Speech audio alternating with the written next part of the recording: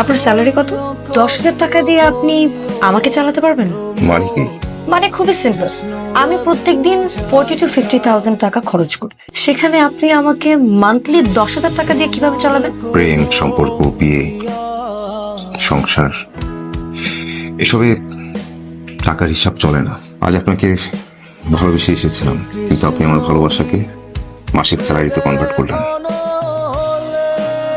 টাকা, সংখ্যা, অঙ্ক, এসব ক্যালকুলেটরে হিসাব করা যায়, কিন্তু কোনো ক্যালকুলেটর ভালোবাসার হিসাব মেলাতে পারবে না। ভালোবাসার হিসাব চলে না।